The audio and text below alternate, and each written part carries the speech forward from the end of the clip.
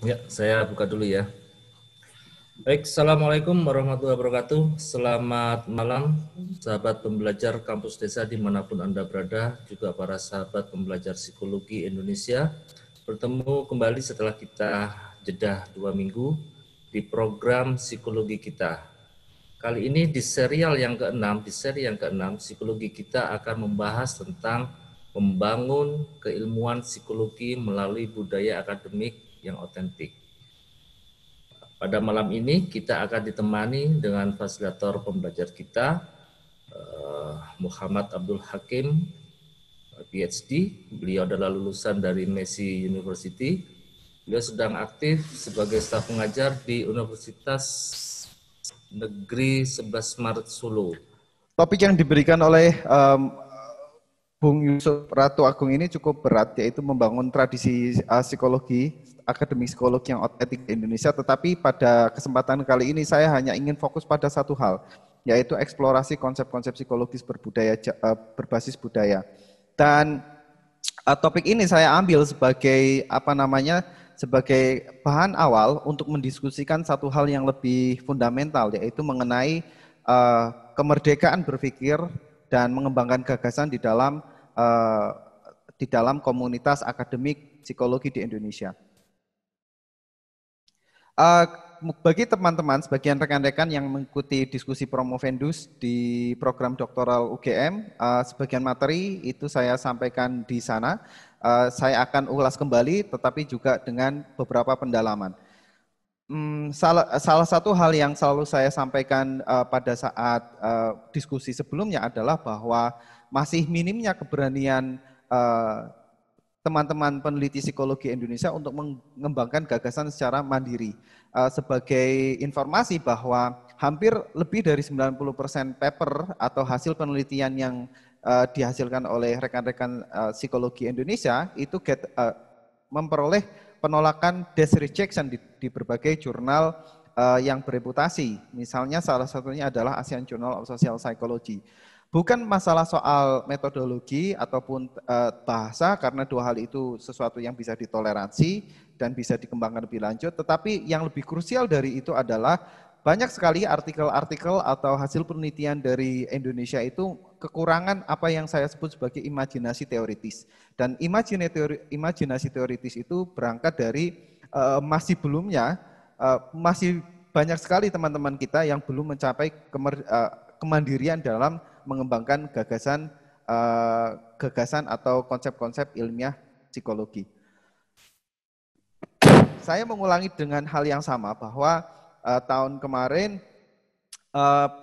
kita memperoleh informasi bahwa bahwa peraih Nobel tahun 2019 adalah pasangan Esther Duflo dan Abhijit Banerjee.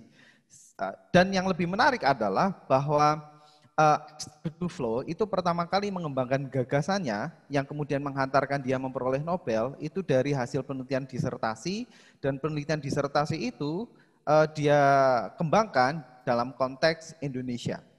Pertanyaannya adalah mengapa bukan orang Indonesia atau ekonom Indonesia yang memperoleh Nobel? Bukankah Esther Duflo itu hanya singgah di Indonesia barang sekejap dan kemudian hanya mencicipi pengalaman itu dalam waktu pendek, walaupun kemudian dia berhasil mengembangkan gagasan yang otentik dan kemudian dinilai sangat berharga. Mengapa bukan kita yang setiap hari melarut dan tenggelam di dalam realitas di masyarakat Indonesia? Ini adalah buku tulisan dari kedua pasangan ini yang menghantarkan mereka memperoleh Nobel. Di salah satu chapter di buku ini, kita akan menemukan nama-nama yang familiar seperti Pak Solihin dan realitas yang sangat familiar dengan kita. Misalnya kehidupan SD Inpres dan berbagai masalah di pedesaan. Nah, itu tentang Esther Duflo.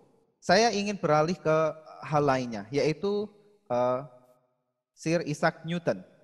Kita tahu bahwa Newton adalah penemu teori gravitasi, F sama dengan G kali M1 M2 bagi R kuadrat.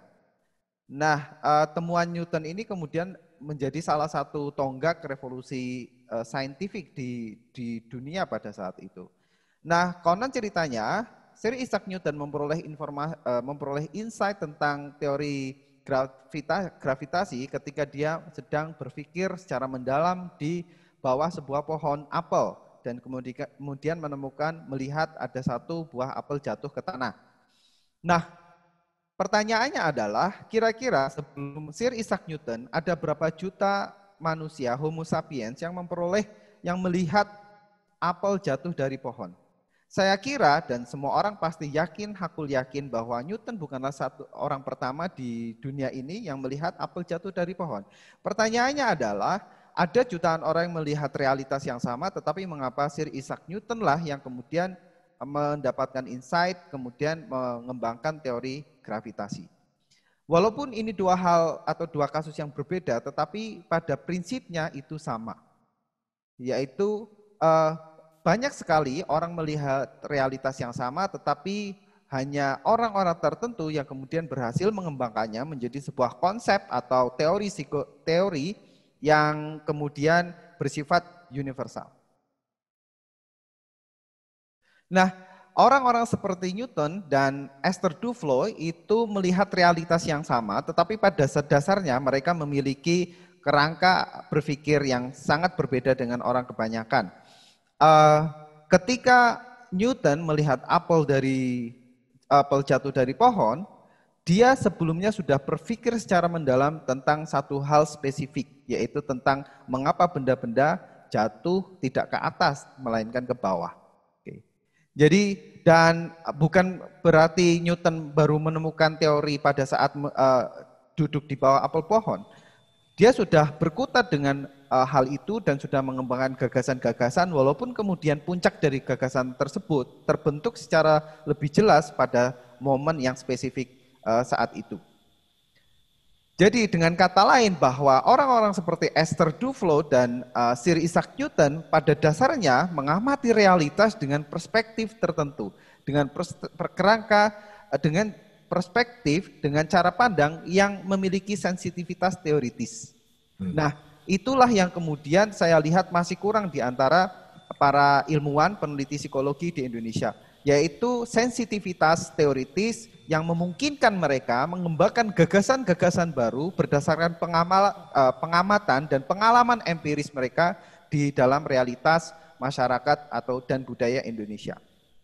Nah, sekarang pertanyaannya adalah mengapa peneliti dari Indonesia dan banyak negara berkembang lain itu kesulitan untuk mengembangkan imajinasi teoritis. Dan ada kecenderungan bahwa para peneliti dan ilmuwan dari Indonesia itu mengalami apa yang disebut sebagai mimikri. Mimikri itu istilah yang sudah dikembangkan dan secara mendalam di dalam diskursus postkolonialisme atau postcolonial studies. Inti dari mimikri adalah menggambarkan fenomena di mana masyarakat bekas jajahan itu cenderung untuk memimikri atau mereproduksi ulang apapun yang dilakukan oleh kelas masyarakat yang dominan, yang pernah mendominasi mereka. Dan itu yang kemudian terjadi di banyak sekali di dalam tradisi ilmiah psikologi di Indonesia saat ini. Nah, artinya ada inferiority ya, Mas Hakim? Dalam bagian, mungkin mimikri lebih daripada inferioritas, tetapi ketumpulan untuk melakukan imajinasi teoritis yang kemudian membawa mereka pada pengulangan atas apa yang sudah dilakukan oleh kelas atau komunitas yang menjadi dominan. Oke, dan mimikri itu selalu, mungkin kita bisa meniru satu hal secara sempurna, tetapi yang selalu kurang dari sana adalah adanya novelty, ada sesuatu, tidak adanya novelty yang ditawarkan dari penelitian-penelitian semacam ini. Oke, kalaupun kita meniru penelitian dari Amerika atau Eropa, toh kita akan kesulitan untuk bisa menyamai level kompleksitas penelitian yang di sana aja sudah sesuatu yang sangat sulit sekali. Apalagi kemudian melebihinya dan menawarkan sesuatu yang baru. Itu sulit sekali kalau kita mengalami apa yang disebut sebagai mimikri, mereproduksi ulang apa yang dilakukan oleh kelompok yang selama ini dominan. Nah, secara umum tradisi keilmuan yang ada di psikologi dan kemudian kita ajarkan di universitas-universitas dan kita anggap sebagai sesuatu yang kanon, sesuatu yang kita muliakan adalah tradisi hipotetik deduktif. Apa yang dimaksud dengan hipotetik deduktif? Ini adalah cara berpikir khusus di mana kita mencoba untuk menjelaskan realitas berdasarkan premis-premis yang dibangun atas dasar temuan-temuan atau prinsip-prinsip yang sudah ada atau yang sudah kita anggap sebagai prinsip-prinsip established begitu. Nah, contoh konkretnya adalah di dalam berbagai penelitian di level bahkan tidak hanya deskripsi, tesis, disertasi, seringkali saya sendiri melihat bagaimana orang-orang mencoba untuk mengaplikasikan cara berpikir hipotetik deduktif yang kemudian yang mungkin terlihat baik-baik saja, tetapi yang tidak mereka sadari adalah bahwa prinsip-prinsip atau premis, proposisi-proposisi yang mereka gunakan untuk membangun teori pada dasarnya adalah konsep-konsep yang belum teruji belum direview secara kritis tentang apakah itu relevan dengan Indonesia, apakah itu merefleksikan realitas empiris yang kita alami sehari-hari. Jadi ketidakadaan review kritis terhadap teori-teori, konsep-konsep yang kemudian kita jadikan dasar untuk membangun hipotesis. Dan itu kemudian melahirkan penelitian-penelitian yang seolah-olah hanya repetisi pada level kualitas yang lebih rendah begitu. Sorry kalau misalnya di sini saya agak belak-belakan tentang banyak hal, mohon maaf apabila ada tersinggung. Jadi ini bagus Mas Hakim, loss di sini. Jadi memang harus mencerahkan sesuatu yang kalau kita gambarkan dalam sebuah alur, cara berpikir hipotetik deduktif itu seperti ini. Kita melihat fenomena, kemudian kita merujuk teori, kemudian kita membangun hipotesis, kita membangun prediksi berdasarkan hipotesis, melakukan observasi sistematis, melakukan analisis data, kemudian menguji hipotesis. Sesuatu yang sudah sangat familiar di antara kita semua. Dan kemudian hasilnya adalah apakah kita mengkonfirmasi teori atau mereject atau menolak sebuah teori. Nah, cara berpikir semacam ini membuat kita menjadi kurang sensitif terhadap insight teoritis yang mungkin kita bisa peroleh berdasarkan pengalaman empiris sehari-hari. Orientasi kita menjadi sedemikian terbentuk oleh literatur yang kita baca. Nah, saya termasuk orang yang mengkritik pendekatan program pendidikan doktoral di Indonesia, di mana di semester di tahun pertama mahasiswa dituntut habis-habisan untuk mereview sebanyak mungkin artikel. Oke, 100, 200 dan seterusnya. Tentu saja mereview artikel itu adalah bagian skill dan tradisi yang baik untuk menjadi seorang ilmuwan yang mapan. Tetapi yang menjadi masalah adalah seringkali proses review itu tidak diikuti dengan proses membangun kerangka berpikir yang memungkinkan dan kemandirian berpikir yang membuat orang berani dan mampu untuk mengembangkan imajinasi teoritisnya sendiri. Semakin banyak membaca jurnal, semakin takut kita untuk mengembangkan atau menawarkan gagasan-gagasan baru. Dengan kata lain, membaca banyak jurnal itu tidak membuat kita menjadi seorang pemikir yang baik, tetapi hanya sebatas menjadi seorang konsumen riset yang baik. Dan itu dua hal yang sangat berbeda. Baik. Nah, pendekatan hipotetiku deduktif semacam ini seringkali membuat kita luput untuk menyadari sebenarnya apa yang dimaksud dengan teori. Oke. Apa yang dimaksud dengan teori dan bagaimana teori itu dibangun. Nah, sebelum kita membahas mengenai proses untuk membangun teori, kita perlu mengingat kembali mengenai definisi dari komponen-komponen yang membangun sebuah teori. Oke. Di dalam teori building kita mengenal ada 3 jenis level pengolahan informasi. Level pertama adalah fenomena. Oke, apa itu fenomena? Fenomena hanya sekedar kejadian yang kita lihat dan kita amati polanya sehari-hari dan sesuatu yang kita untuk jelaskan. Nah, fenomena itu bukanlah sesuatu yang kita gunakan untuk menguji teori. Oke. Nah, yang kita gunakan untuk menguji teori adalah data. Oke. Apa itu data? Data adalah hasil pengamatan, rekaman atas pengamatan langsung terhadap fenomena. Nah, tujuan dari peneliti adalah mengembangkan teori. Apa yang dimaksud dengan teori? Teori adalah seperangkat proposisi yang kita kembangkan untuk menjelaskan fenomena. Tetapi titik krusialnya itu di sini. Titik krusialnya adalah bahwa pertama, data itu bukan fenomena. Data hanyalah wakil atau representasi dari fenomena. Sesuatu yang kita rekam, kita kumpulkan untuk menguji hipotesis atau konsep-konsep yang kita maksudkan untuk menjelaskan fenomena. Mengapa demikian? Mengapa kita butuh data? Karena hampir tidak mungkin kita menguji teori dengan fenomena secara langsung. Mengapa tidak mungkin? Karena fenomena itu sangat kompleks, melibatkan sekian banyak variabel.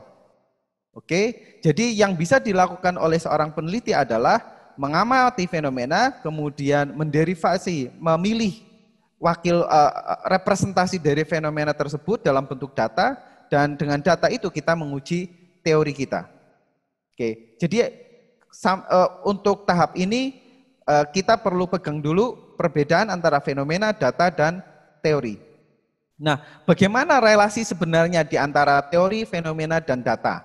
Oke, jadi pada dasarnya mengapa saya, Anda, kita semua ilmuwan mengembangkan teori itu tujuannya adalah menjelaskan fenomena. Makanya disebut sebagai explanatory theories, teori yang menjelaskan fenomena. Nah, bagaimana dari fenomena itu bisa berkembang menjadi sebuah teori? Nah, yang ditawarkan oleh Hick dan kawan-kawan itu bukan pendekatan induktif maupun pendekatan deduktif hipotetik.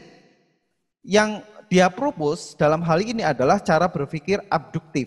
Apa yang dimaksud dengan cara berpikir abduktif? Abduction adalah cara menderivasi kesimpulan dengan memilih kemungkinan terbaik yang bisa menjelaskan fenomena tersebut. Implikasinya apa? Di dalam cara berpikir abduktif, pertama kita menyadari bahwa fenomena itu tidak mungkin dijelaskan dengan hanya satu penjelasan. Kemudian yang kedua, di situ kita benar-benar mempertimbangkan berbagai alternatif penjelasan dan kemudian memiliki pertimbangan-pertimbangan kritis untuk menentukan inilah penjelasan yang terbaik. Disitulah proses terjadinya abstraksi teoritis yang mengantarkan kita untuk mengembangkan gagasan-gagasan baru. Jadi dengan bahasa yang lebih sederhana, di dalam cara berpikir abduktif yang perlu dilakukan pertama kali oleh peneliti adalah benar-benar mengamati fenomena secara mendalam. Dan itu dilakukan misalnya oleh peneliti seperti Leon Festinger. Kita tahu Leon Festinger terkenal berkat teori disonansi kognitif. Dan salah satu fenomena yang membuat teori ini menjadi mantap adalah karena Leon Festinger melakukan observasi langsung terhadap sebuah komunitas yang percaya kiamat akan terjadi dalam beberapa hari. Oke.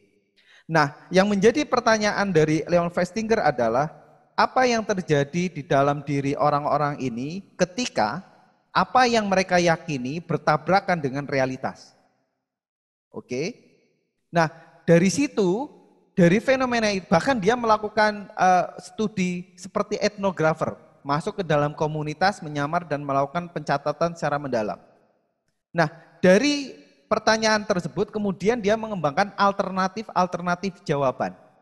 Nah, salah satu alternatif yang dia anggap sebagai the best explanatory adalah ketika terjadi kontradiksi antara apa yang dilakukan dan apa yang diyakini, maka orang cenderung akan mengubah keyakinannya, alih-alih mengubah perilakunya. Oke. Jadi singkat kata, kiamat tidak terjadi, kemudian tidak membuat orang-orang ini meninggalkan komunitas sekte tersebut. Yang dia lakukan adalah mengembangkan alternatif-alternatif keyakinan yang tetap menjustifikasi apa pilihan-pilihan tindakan yang mereka ambil. Oke, itu salah satu contoh saja tentang bagaimana sebuah teori itu kita kembangkan berdasarkan abductive reasoning. Oke. Nah, kemudian setelah kita mengembangkan alternatif-alternatif penjelasan, kemudian kita mengembangkan penjelasan terbaik, barulah kemudian kita mengambil data secara sistematis, oke, dan kemudian melakukan uji hipotesis. Nah, proses pengujian gagasan dengan prototeori, disebut sebagai prototeori, gagasan awal, prototeori dengan data, itulah yang kemudian memungkinkan kita melakukan generalisasi. Sehingga teori itu tidak hanya berlaku untuk satu kasus tertentu, melainkan bisa kita anggap sebagai sebuah fenomena mental yang universal. Nah, secara singkat prosesnya seperti ini. Mungkin teman-teman bisa melihat materinya nanti. Saya ingin singkat langsung dan mencoba untuk membahas studi kasus tentang bagaimana kita bisa mengembangkan konsep-konsep kultural, konsep-konsep psikologis kultural menjadi sebuah konsep psikologis yang bersifat general, bersifat general. Oke, sebelum saya membahas ini, kebetulan saya di UNS kita punya mata kuliah psikologi budaya Jawa dan karena punya mata kuliah ini, maka saya mencoba melakukan review terhadap literatur-literatur psikologi yang mencoba mengeksplorasi konsep psikologis Jawa. Ada beberapa buku yang cukup baik di sana yang kita semua tahu adalah buku Psikologi Jawa dari Darmanto Yatman, kemudian ada bukunya Bu Nani Prihatiningsih tentang kebahagiaan, kemudian ada bukunya Rian Sugiarto tentang psikologi ras. Secara umum itu saya sangat berhutang budi dengan keberadaan literatur-literatur ini. Oke. Karena saya punya keterbatasan pengetahuan untuk mengakses sumber langsung. Tetapi yang menjadi masalah adalah kalau teman-teman melihat dan pernah membaca seluruh buku ini, yang saya simpulkan setidaknya adalah ternyata buku-buku ini baru sebatas pada proses translasi dan sistematisasi. Apa yang saya maksud dengan translasi dan sistematisasi? Ambil kasus misalnya konsep Raos di dalam Ki Suryo Mentaram. Oke. Yang kemudian kita temukan dari berbagai buku ini adalah semacam penjelasan yang lebih detail dan lebih gampang dalam bahasa Indonesia dengan sistematika referensi akademik yang mencoba menjelaskan sesuatu yang ada di masa lalu kepada audiens zaman sekarang, terutama audiens di dunia akademik. Jadi dan itu effort yang luar biasa, kita harus mengakui itu luar biasa. Tetapi yang menjadi masalah adalah proses translasi ini kemudian tidak bisa beranjak menjadi sebuah proses konseptualisasi atau proses teori building. Oke. Mengapa demikian? Karena kalau misalnya kita tidak menemukan sebuah konsep psikologis yang terdefinisi dengan baik, sehingga memungkinkan peneliti lanjutan untuk melakukan misalnya pengembangan alat ukur, kemudian mengembangkan model teoritik dan seterusnya. Oke. Nah, itu bukan sesuatu yang gampang tetapi sudah terjadi dan sudah dilakukan.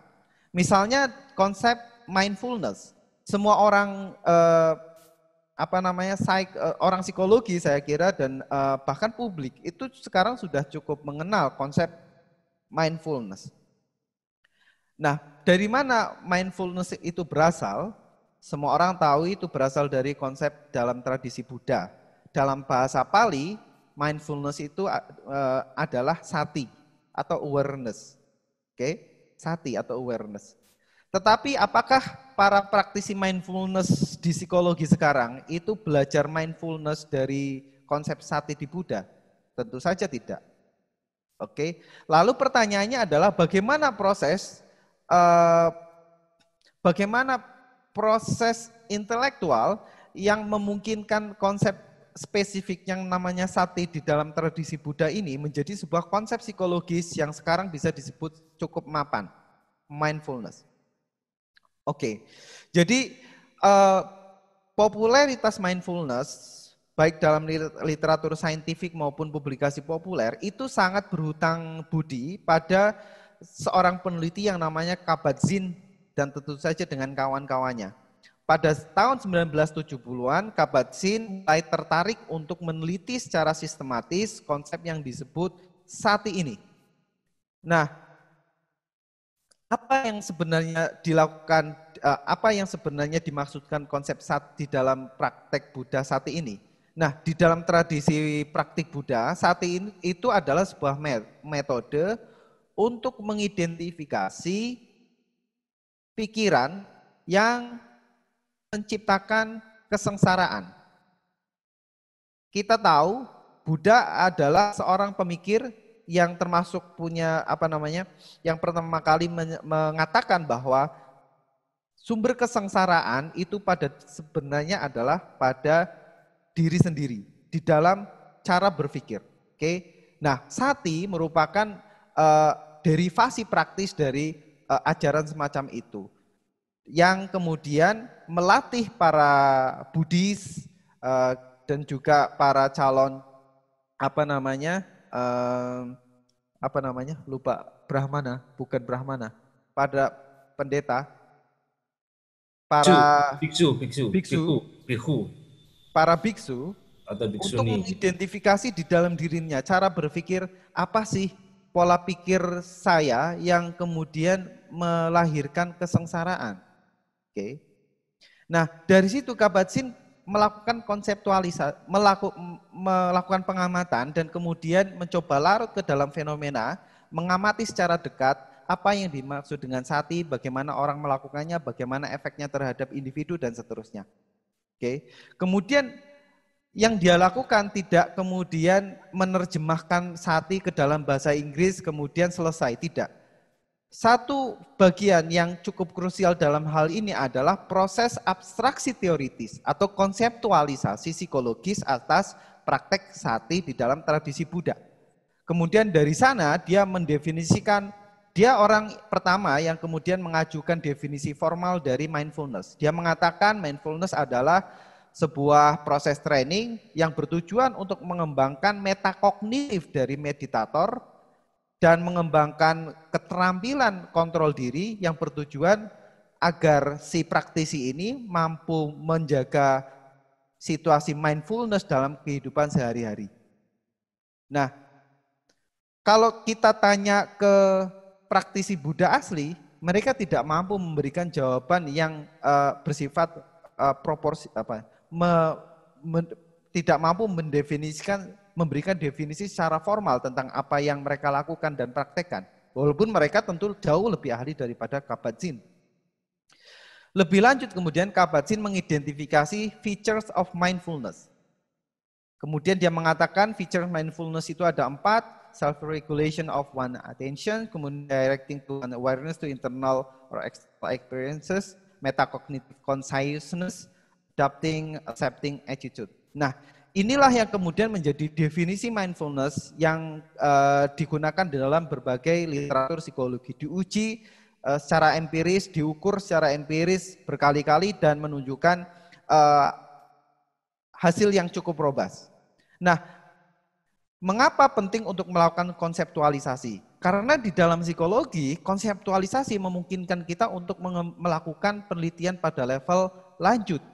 Kalau kita tertarik pada intervensi, dengan konsep yang jelas kita bisa mengembangkan model-model intervensi yang kemudian bisa diuji secara empiris dengan clinical trial. Setidaknya di sini si Kabat-Zinn sendiri kemudian mengembangkan sebuah model intervensi yang disebut mindfulness based stress reduction atau MBSR, dan dari MBSR ini kemudian diaplikasikan dalam berbagai konteks atau setting kesehatan, mindfulness based cancer recovery, mindfulness based therapy for insomnia, dan 2 hal ini sudah lolos uji clinical trial. Oke.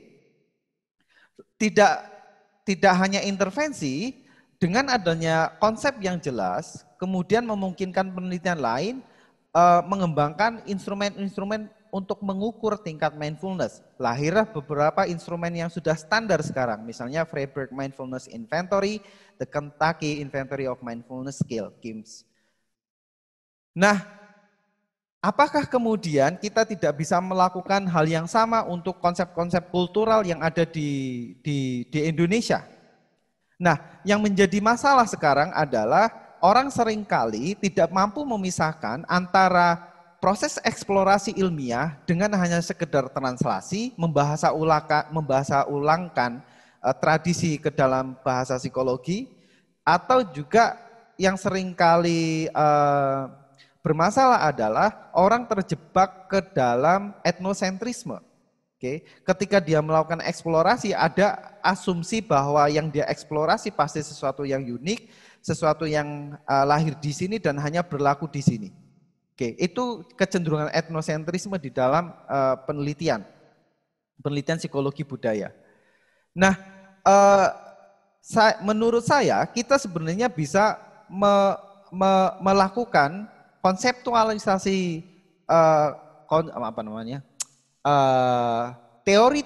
teoritisasi konsep-konsep psikologis kultural dengan pendekatan yang ilmiah dan juga dengan kerangka berpikir yang lebih open minded gitu.